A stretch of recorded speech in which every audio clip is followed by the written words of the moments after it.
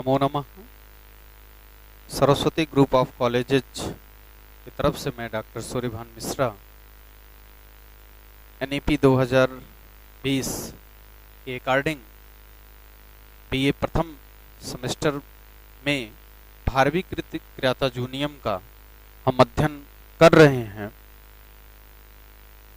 आज भारवी कृति क्रियाता जूनियम के कथानक का हम अपने शब्दों में आपको बताएंगे कि कथानक किस प्रकार का है। किसी भी महाकाव्य को लिखने के पूर्व कभी एक कथानक जरूर लेता है।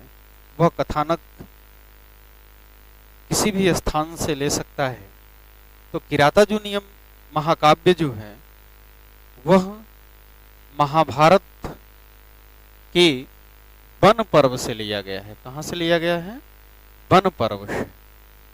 किराता जूनियम का जो कथानक महाभारत के वन पर्व से लिया गया है। यद्यपि यह कथानक अत्य अल्प ही है, बड़ा छोटा कथानक है, परंतु महाकवि भारवी ने अपनी कल्पनाओं एवं वर्णन प्रतिभा से बहुत अधिक इसको क्या कर दिया है? बढ़ा दिया है। यानी एक छोटे से घटना को लेकर के उन्होंने 18 सर्ग का महाकाव्य लिख दिया है। अपितु यह 3-4-5 सर्गों में ही पर्याप्त होता। इसका जो विस्तार है वो 18 सर्गों के महाकाव्य तक कर दिया गया है, जबकि कथानक की दृष्टि से 4 और 5 सर्ग ही पर्याप्त थे। अगर 4-5 सर्ग में ही लिखा जाता यह महाकाव्य तो पूर्ण हो जाता। इसमें महाराज युधिष्ठिर जुए में हारकर अपने भाइयों एवं अपनी प्रिया, अपनी पत्नी द्रौपदी के साथ द्वैत वन में निवास कर रहे थे। यह जो कथा है, इस कथा में महाकवि भारवी ने युधिष्ठिर जब दुर्योधन से युद्ध क्रीड़ा में पराजित हो गए और पराजित होने के बाद 12 वर्षों का वनवास और 1 वर्ष का अज्ञातवास, ऐसा उनके साथ शर्त दुर्योधन ने रखा था। उस शर्त को मानते हुए युधिष्ठिर अपने भाइयों के साथ और अपनी प्रिया के साथ द्वैत वन में आकर के निवास करने लगे। अब जब वह निवास कर रहे थे तो अपने राज्य हस्तिनापुर का उन्हें समाचार जानने की इच्छा हुई, तो उन्होंने दुर्योधन का समाचार या अपने राज्य हस्तिनापुर का समाचार जानने के लिए एक गुप्तचर भेजा। किसको भेजा? एक गुप्तचर को भेजा। गुप्तचर दुर्योधन का सारा समाचार जानकर द्वैत वन में आकर युधिष्ठिर को सुनाता है। द्रौपदी और भीम उन्हें युद्ध करने की सलाह देते हैं, किंतु युधिष्ठिर उसे स्वीकार नहीं करते हैं। क्योंकि युधिष्ठिर सत्यवादी थे और उन्होंने एक बार कह दिया था कि 12 वर्ष तक हम वनवासी के रूप में जीवन व्यतीत करेंगे और तत्पश्चात 1 साल अज्ञातवास का जीवन व्यतीत करेंगे, तो बीच में हम दुर्योधन पे युद्ध नहीं कर सकते, इसीलिए उन्होंने स्वीकार नहीं किया। इसी बीच महर्षि व्यास आ जाते हैं। व्यास बीच में आ जाते हैं और वे पाशुपत अस्त्र प्राप्त करने के लिए दुर्योधन को इंद्रकील पर्वत पर जाकर तपस्या करने की सलाह देते हैं। तब अर्जुन इंद्रकील पर्वत पर जाकर तपस्या करते हैं। इंद्र उनकी तपस्या भंग करने के लिए गंधर्वों एवं अप्सराओं को भेजते हैं, क्योंकि कोई भी जब तपस्या करता था तो इंद्र बड़ा शंकित हो जाते थे कि हो सकता है कि यह मेरा स्वर्ग मांगने के लिए तपस्या कर रहा है। तो वह उसकी तपस्या को भंग करने का प्रयास करते रहते हैं, किंतु वे उनकी तपस्या भंग नहीं कर पाते हैं।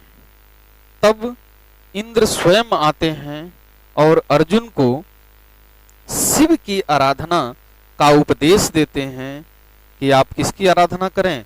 आपको पाशुपत अस्त्र यदि प्राप्त करना है तो आप भगवान शिव की आराधना करें। शिव की आराधना मात्र से ही, क्योंकि शिव शब्द का ही अर्थ होता है कल्याण करने वाला। शिव शब्द का अर्थ क्या होता है? कल्याण करने वाला। तो शिव का उपदेश देने की वह उनसे निवेदन करते हैं कि आप किसका उपदेश करें, आप किसका तपस्या करें, आराधना करें, तो शिव का, शिव की उपदेश करने की उन्हें बतलाते हैं। इसके पश्चात अर्जुन शिव की आराधना करते हैं। जो ही उनको पता चलता है इंद्र के द्वारा, तो वह फिर अर्जुन शिव की आराधना करने लगते हैं। तब शिव अर्जुन की तपस्या की परीक्षा लेने के लिए किरात का वेश धारण कर आते हैं। जब अर्जुन वो तपस्या कर रहे होते हैं तो उस बीच में भगवान शिव परीक्षा लेने के लिए वह अर्जुन के समीप आते हैं और एक शूकर अर्जुन के सामने से निकलता है। अर्जुन उस पर अपना बाण का प्रहार करते हैं और वह मर जाता है।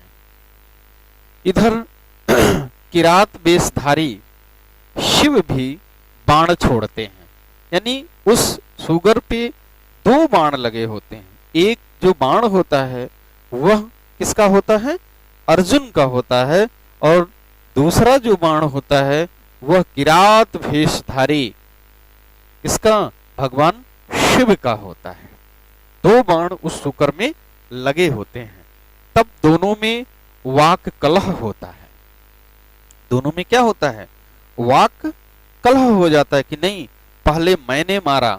शिव क्योंकि किरात वेशधारी हैं तो पता नहीं है, और अर्जुन चूंकि वीर धनुर्धारी थे तो कहते कि नहीं, पहले मैंने अपने तीर का प्रहार किया। और इधर किरात वेशधारी शिव कहते हैं कि पहले मैंने इस सुकर को मारा है, इस कारण इस पे सबसे पहला जो अधिकार होगा वह मेरा होगा। तो दोनों में वाक कलह हो जाता है और भयंकर युद्ध छिड़ जाता है। दोनों में क्या होता है? एक भयंकर युद्ध होता है, बाणों से होता है, फिर कई प्रकार से अपने युद्ध करते करते वह अंत में इन दोनों का, यानी शिव के सामने अर्जुन के जो अस्त्र हैं वह निष्फल हो जाते हैं। क्योंकि अर्जुन श्रेष्ठ धनुर्धारी हैं और वह देखते हैं कि मेरे जो बाण हैं, जो अमोघ हैं, वह भी निष्फल हो जा रहे हैं। तब दोनों का क्या होता है? मल्लयुद्ध होता है और अंत में शिव अपने वास्तविक रूप में प्रकट होकर के अर्जुन को पाशुपत नामक दिव्य अस्त्र प्रदान करते हैं। जब इन दोनों में मल्लयुद्ध होता है तो मल्लयुद्ध में भगवान शिव के चरणों को जो ही वह पकड़ते हैं, इन्हें एहसास हो जाता है कि यह कोई दिव्य पुरुष हैं, यह किरात तो नहीं हो सकते। एक सामान्य किरात इतना दिव्य अस्त्रों का को काट रहा है, यह संभव नहीं था। यह जानते ही, यह देखते ही उन्होंने उनके चरण को पकड़ लिया और तदनंतर जो अर्जुन हैं वह अपने मनोरथ की सिद्धि पा करके प्रसन्न होकर के द्वैत वन में युधिष्ठिर के पास लौट आते हैं। सर्गानुसार संक्षिप्त कथानक इस प्रकार से है। यदि देखा जाए तो यह पूरे किरातार्जुनीयम का एक सार है कि किरातार्जुनीयम ग्रंथ का जो फल है वह पाशुपत अस्त्र है। पाशुपत अस्त्र फल है, क्योंकि किसी भी महाकाव्य का एक फल अवश्य होता है कि हम किसी भी काव्य को लिखते हैं, किसी भी काव्य को पढ़ते हैं तो उसका हमारा अपना एक फल प्रदान अंत में जरूर होता है। अब हम आपको बड़े संक्षिप्त में प्रथम सर्ग का जो कथानक है उस कथानक को बतलाएंगे। प्रथम सर्ग का एकदम संक्षिप्त कथानक। वैसे जब मैं आपको श्लोक पढ़ाऊंगा तो एक एक श्लोक में आपको इनकी अर्थ गौरता के साथ वो पूरा चीज आपको देखने को मिलेगा, परंतु फिर भी एक संक्षिप्त में कथानक आप जानते रहें कि शुरुआत कहाँ से होगा और अंत कहाँ तक जाएगा।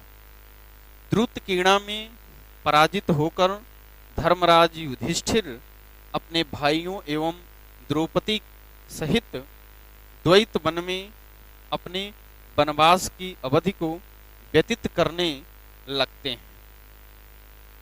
उसी समय दुर्योधन के वृत्तांत को ज्ञात करके, जब पहला ही श्लोक आप पढ़ेंगे ना, तो श्रियः करुणामधिपस्य पालिनीं प्रजासु वृत्तिं यमयुंक्त भेदितुं शवर्णलिंगे विदितः क्षमाययौ युधिष्ठिरं द्वैत बने बनेचरः। यह प्रथम श्लोक में ही, चूंकि यह मंगलाचरण जो भारवी ने किया है, इस मंगलाचरण में उन्होंने क्या बता दिया है कि द्वैत बने, इस वन में द्वैत वन में वह निवास कर रहे थे और उन्होंने एक गुप्तचर को भेज करके दुर्योधन के राज्यसभा के बारे में, जो दुर्योधन का राज्यसभा कैसा चल रहा है उसको जानने के लिए उन्होंने एक गुप्तचर जो ब्रह्मचारी के भेष को धारण करके गया था और वहां से वह एक किरात को ब्रह्मचारी बना करके हस्तिनापुर भेजते हैं और हस्तिनापुर वह जाता है और हस्तिनापुर जा करके वह उसके सम्यक रूप से सब कुछ, उसके राज्य सभा की पूरी जानकारी, जैसे गुप्तचर हमारे देश के जो होते हैं दूसरे देश में जाते हैं और वहाँ से वह सारी जानकारी ले करके, पूरा इन्फॉर्मेशन ले करके हमारे देश को बतलाते हैं, ऐसे गुप्तचर प्राचीन समय से यह परंपराएं चलती रही हैं कि हम अपना गुप्तचर रखते हैं और उनसे हम अपने दुश्मन का पूरा इन्फॉर्मेशन, पूरी जानकारी लेते हैं। तो यहाँ भी युधिष्ठिर ने एक किरात को कैसा बना करके, ब्रह्मचारी वेश धारण करा करके राज्यसभा में भेजा था, हस्तिनापुर भेजा था और हस्तिनापुर की समस्त जानकारी वह किरात जो ब्रह्मचारी वेश धारण करके गया हुआ आता है और सब कुछ द्वैत वन में आकर के युधिष्ठिर को बतलाता है। किरात दुर्योधन की राजधानी से लौटकर दुर्योधन की शासन व्यवस्था, प्रजा के प्रति उसका उचित व्यवहार और नीति की प्रशंसा करता है।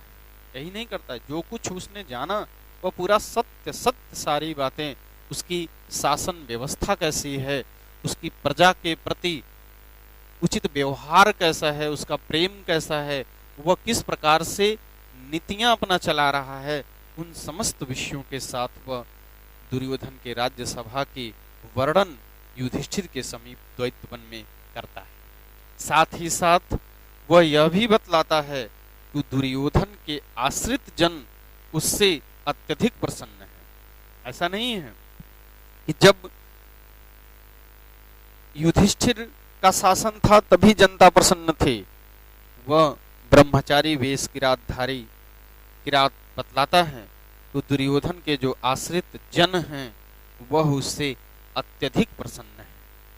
शत्रु के इस अभ्युदय यानी उन्नति, अभ्युदय शब्द का अर्थ क्या होगा, उन्नति, उन्नति को देख करके, उन्नति की कथा को सुन करके द्रौपदी क्या करती है, युधिष्ठिर को युद्ध के लिए प्रेरित करती है कि आप क्या करिए, आप युद्ध करिए, क्योंकि बिना युद्ध किए हम कुछ भी प्राप्त नहीं कर सकते। क्षत्रियों का यह कर्म है, क्षत्रियों का यह नीति है कि हमें युद्ध करना चाहिए। तो इस पूरे सर्ग में द्रौपदी, युधिष्ठिर और भीम, इन तीनों के विषयों में ही चर्चा चलेंगे और युधिष्ठिर को प्रेरित करेंगे ये लोग। कौन कौन?